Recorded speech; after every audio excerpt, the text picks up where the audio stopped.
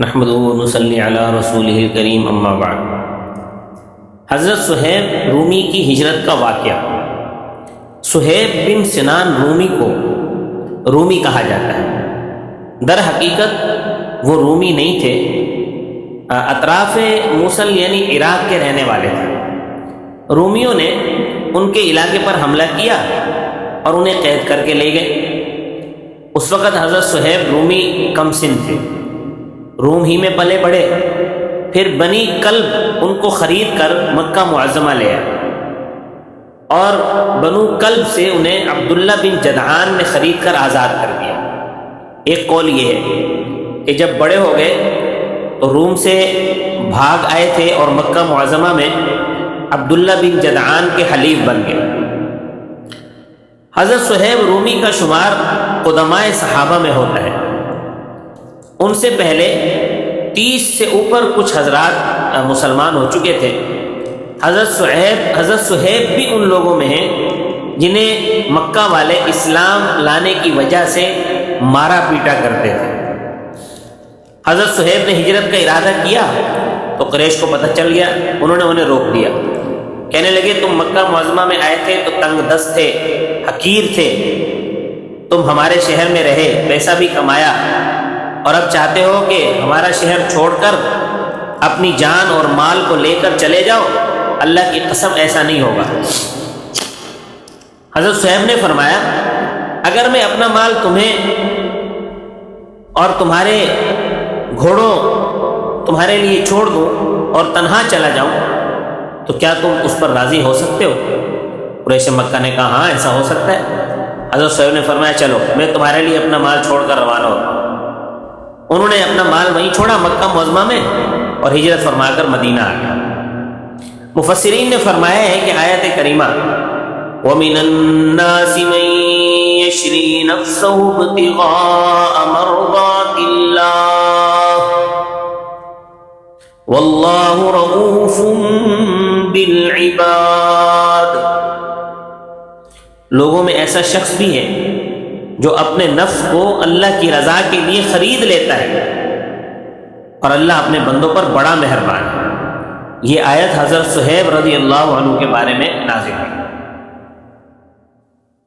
حلیۃ الاولیاء صفحہ 101 جلد نمبر 1 میں حضرت سعید بن مسیب سے نقل کیا ہے کہ جب حضرت صہیب رومی مدینہ منورہ ہجرت کرنے کی نیت سے مکہ معظمہ سے نکلے تو قریش کے چند افراد ان کے پیچھے لگ گئے تاکہ ان کو واپس کر دے۔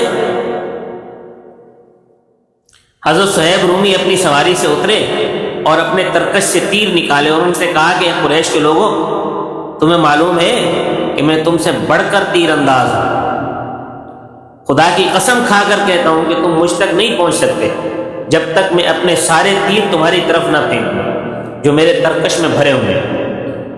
اس کے بعد میں اپنی تلوار سے لڑوں گا جب تک میرے ہاتھ میں سکت رہے گی، اب تم جو چاہو کر لو۔ اور ایک صورت یہ ہے کہ میرا مال اور میرے کپڑے جہاں مکہ میں رکھے ہیں میں تمہیں اس کا پتہ بتا دیتا ہوں، تم ان کو لے لو، میرا راستہ چھوڑ دو۔ وہ کہنے لگے ہاں یہ ٹھیک ہے، ہم اس پر راضی ہیں۔ تو اس پر وہ لوگ چلے گئے۔ حضرت صہیب اپنا سفر پورا کر کے مدینہ پہنچ گئے۔ جب رسول اللہ صلی اللہ تعالیٰ علیہ وسلم کی خدمت میں حاضر ہوئے تو آپ صلی اللہ علیہ وسلم نے فرمایا اے ابو یحییٰ یہ نفع والی بے ہے، اے ابو یحییٰ یہ نفع والی بے ہے، جس کا مطلب یہ ہے کہ تھوڑی سی دنیا خرچ کر کے جو اپنے دین کو اور اپنی جان کو بچا لیا یہ نفع کا سودا ہے۔ ابو یحییٰ حضرت صہیب کی کنیت ہے۔ ان کے پہنچنے سے پہلے ہی حضرت جبرائیل علیہ السلام نے رسول اللہ صلی اللہ علیہ وسلم کو واقعے کی خبر دے دی تھی۔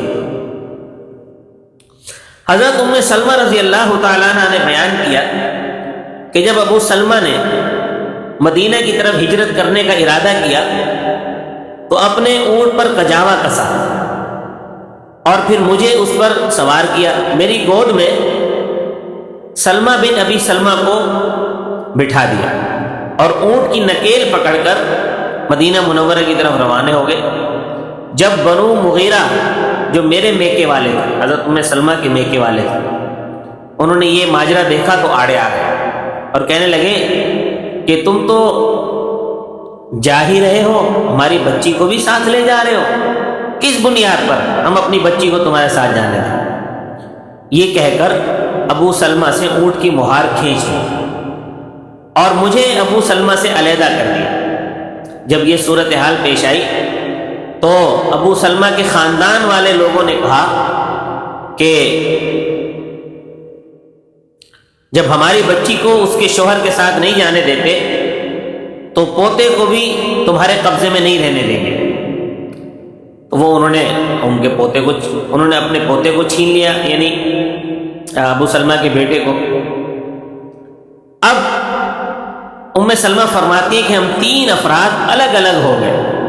ابو سلمہ مدینہ منورہ چلے گئے، میں ابن مغیرہ کے پاس رہنے لگی، اور میرے بچے کو بنو عبد الاسد اپنے ساتھ لے گئے جو ابو سلمہ کے قبیلے والے تھے۔ تو یہ جدائی 1 سال تک رہی۔ اس عرصے میں روزانہ صبح کو پتھریلی زمین پر جا کر بیٹھ جاتی اور روتی رہتی۔ جب 1 سال کا عرصہ گزر گیا تو بنی مغیرہ کے ایک شخص نے مجھے دیکھ لیا، اسے مجھ پر رحم آیا۔ اس نے بنی مغیرہ کو کہا کہ تم اس مسکین کو کیوں چھوڑ نہیں دیتے؟ تم نے میاں بیوی اور بچے کے درمیان جدائی کر رکھی ہے۔ یہ بات سن کر میرے میکے کے لوگ یعنی بنو مغیرہ مجھ سے کہنے لگے کہ اگر تمہارا جی چاہے تو چلی جاؤ۔ جب بنو عبد الاسد یعنی میرے سسرال کے لوگوں کو اس بات کی خبر ملی کہ بنو مغیرہ نے مجھے چھوڑ دیا ہے تو میرا بچہ بھی انہوں نے مجھے واپس کر دیا۔ فرماتی ہے کہ اب میں اونٹ پر سوار ہو کر بچے کو گود میں بٹھا کر مدینہ منورہ کی طرف روانہ ہو گئی۔ جب مقام تنعیم پر پہنچی تو عثمان بن طلحہ سے ملاقات ہو گئی۔ انہوں نے کہا اے ابو امیہ کی بیٹی کہاں جا رہی ہو؟ میں نے کہا مدینہ منورہ اپنے شوہر کے پاس جا رہی ہوں۔ کہنے لگے تمہارے ساتھ کون ہے؟ میں نے کہا اللہ کی قسم میرے ساتھ بس میرا اللہ ہے اور یہ چھوٹا سا میرا بیٹا ہے۔ تو یہ سن کر انہوں نے اونٹ کی مہار پکڑی اور میرے آگے آگے چل دیے حتیٰ کہ مجھے مدینہ منورہ پہنچا دیا۔ قبیلہ عمر بن عوف پہنچ کر مجھ سے کہا کہ اس بستی یعنی قباء میں تمہارے شوہر ہیں۔ حضرت ام سلمہ فرماتی ہے کہ میں نے عثمان بن طلحہ جیسا شریف اور پاک دامن آدمی نہیں دیکھا کہ جب اونٹ سے اترنے کا وقت آتا تھا تو اونٹ کو بٹھا کر دور ہو جاتے تھے، پھر اسے کسی درخت سے باندھ کر دور جا کر لیٹ جاتے تھے، اور جب چلنے کا وقت آتا تھا تو اونٹ کو میرے قریب لا کر بٹھا دیتے تھے۔ جب میں بچے کو لے کر سوار ہو جاتی تھی تو اونٹ کی مہار پکڑ کر چل دیتے تھے۔ آج کل لوگوں کو دیکھا جاتا ہے کہ وطن تو چھوڑ دیتے ہیں لیکن جہاں آ کر آباد ہوتے ہیں وہاں نہ صرف یہ کہ گناہوں میں مبتلا ہوتے ہیں بلکہ سابقہ وطن میں جو دینی زندگی تھی اس کو چھوڑ کر زیادہ سے زیادہ گناہوں میں مشغول ہو جاتے ہیں، نمازیں بھی چھوڑ دیتے ہیں، شرعی پردہ بھی انہیں ناگوار ہونے لگتا ہے، اللہ کے دیے ہوئے مال میں سے اس کے حقوق بھی ادا نہیں کرتے، زکوٰۃ حساب سے نہیں دیتے، بائن یا مغلظہ طلاق دے کر بھی جاہلی قانون کا سہارا لے کر عورت کو گھر میں رکھے ہوئے ہیں، عناد و فساد اور جنگ و جدال کو اپنا وتیرہ بنا لیتے ہیں، کوئی دین کی طرف متوجہ کرے تو اس کے گلے پڑ جاتے ہیں، کفریہ کلمات تک بک جاتے ہیں۔ ان سب باتوں کے باوجود اپنے آپ کو مہاجر کہتے ہیں۔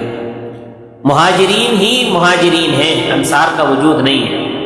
اس کی ایک وجہ تو وہی ہے کہ دینی تقاضوں کے مطابق زندگی گزارنے کا مزاج نہیں رہا۔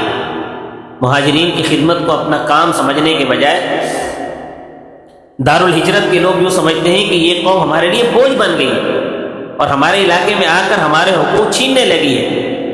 انصار کو یہ بھی گوارا نہیں کہ مہاجرین اپنے دستے بازو سے اور تجارت و زراعت سے مال حاصل کر کے کمائے اور کھائیں۔